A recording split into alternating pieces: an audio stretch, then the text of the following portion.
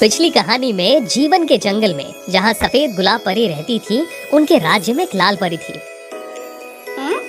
जिसका नाम रोजा था। इस उथल पुथल के बाद वे जान गए थे कि जीवन के इस जंगल में प्रत्येक परी की अपनी एक महत्वपूर्ण भूमिका है। तब से जंगल ने अलग अलग रंगों और शक्तियों की कई परियों का स्वागत किया, जिसने जंगल को और भी दिलचस्प बना दिया।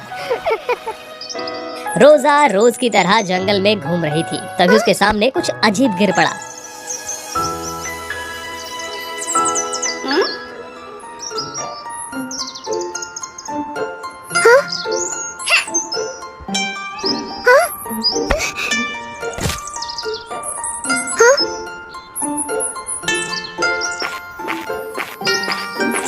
ये सच में बहुत सुंदर लग रहा है। मैंने ये चीज पहले कभी नहीं देखी।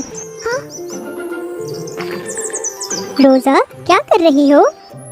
किसी ने अभी अभी इस चीज को गिरा दिया है। क्या तुम जानती हो कि ये क्या है? मुझे नहीं पता, लेकिन तुम्हें इसे यही छोड़ देना चाहिए। इसका मालिक जल्द ही वापस आ जाएगा। यदि तुम जानबूझकर राज्य में कुछ लाती हो तो रानी को इससे खुशी नहीं होगी। लेकिन रोजा को उस रत्न में दिलचस्पी थी, इसीलिए वो उसे अकेला नहीं छोड़ना चाहती थी।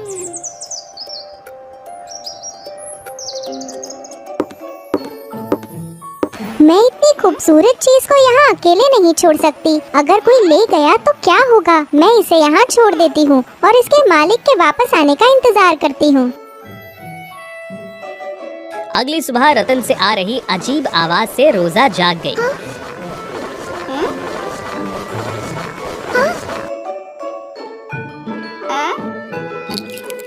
ये पता चला कि वो रत्न एक परी तितली का अंडा है। ओह, कितना प्यारा है। तुम्हें क्या हुआ है? क्या तुम भूखी हो? पर मैं तुम्हें क्या खिलाऊंगी? फूलों का रस? अखरोट?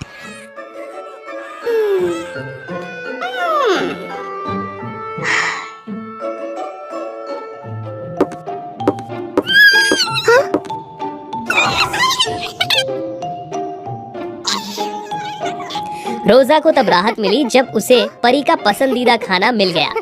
ये पता चला कि तुम्हें गुलाब की पंखुड़ियाँ पसंद है। बच्चे के रोने ने बाकी परियों को भी आकर्षित किया।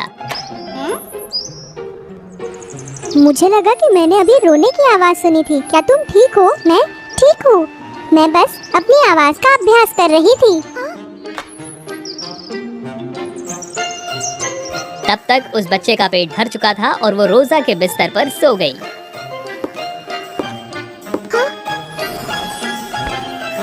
मैं तुम्हें सूनी बुलाऊंगी। तब से रोजा बच्चे को खिलाने के लिए चुपके से गुलाब के पत्ते ले लेती थी।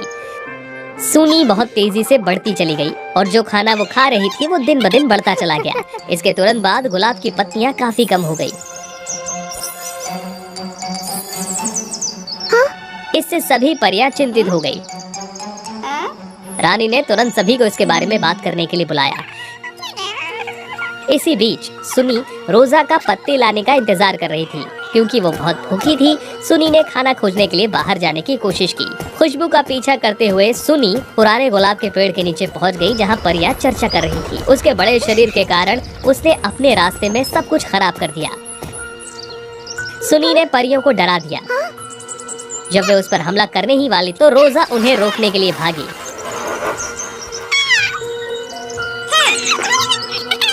कृपया सूनी को नुकसान न पहुंचाए। हाँ, क्या तुम इस बच्चे को जानती हो? मैंने सूनी को उठाया और उसे अपने घर ले गई क्योंकि वो सिर्फ एक अंडा थी। हाँ? क्या आप जानती हैं कि आपने क्या किया है? यदि गुलाब के पत्ते खत्म हो जाते तो कोई नई परी पैदा नहीं होती।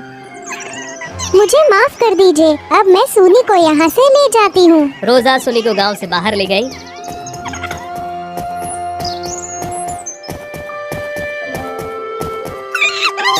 गांव से निकलकर सुनी एक पेड़ पर चढ़ गई और अजीब हरकतें करने लगी।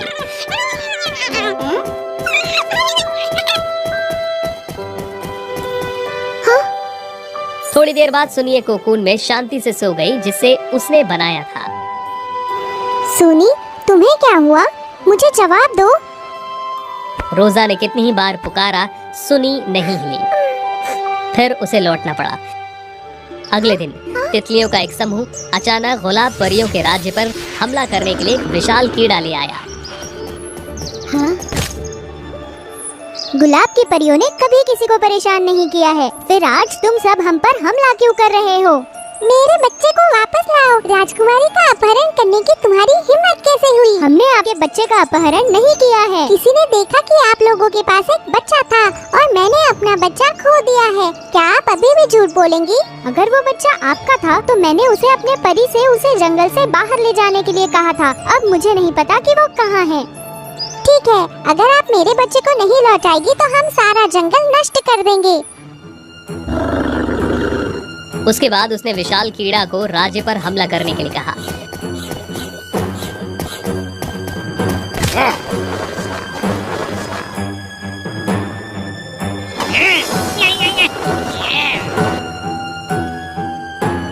गुलाब की परियों ने बचाव करने की बहुत कोशिश की, लेकिन कीड़ा बहुत ताकतवर था।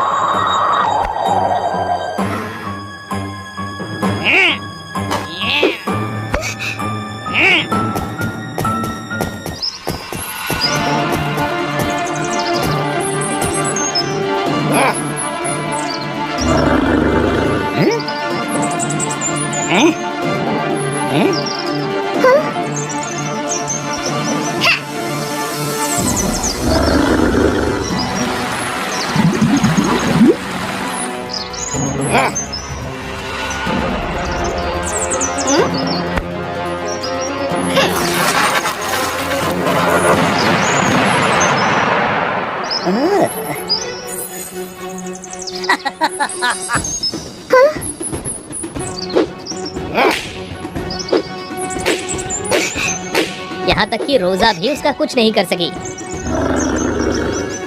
कीड़ा से लड़ने के लिए आप लोगों को एकजुट होने की जरूरत है। रानी की बात सुनकर परियों ने एक साथ मिलकर लड़ने का प्रयास किया।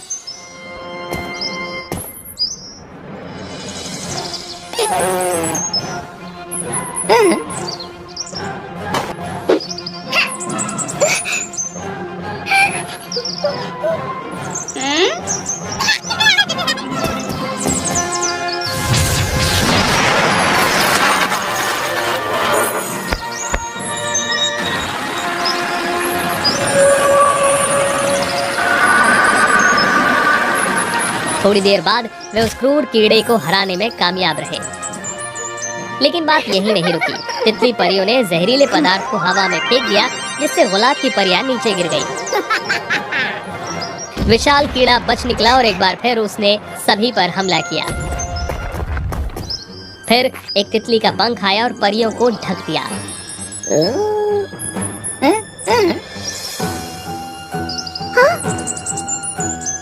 सुनी, क्या वो तुम हो? सुनी के पंखों पर जो रंग था उसे देखकर तितली परी जान गई कि ये उसी का बच्चा है। मेरी बेटी, तुम यहाँ हो। मैं तुम्हें ही ढूंढ रही थी। आपको रोजा को चोट नहीं पहुँचानी चाहिए। वो एक अच्छी इंसान है। मेरे पैदा होने के बाद से उसने मेरी देखभाल की है। क्या तुम ठीक हो सुनी?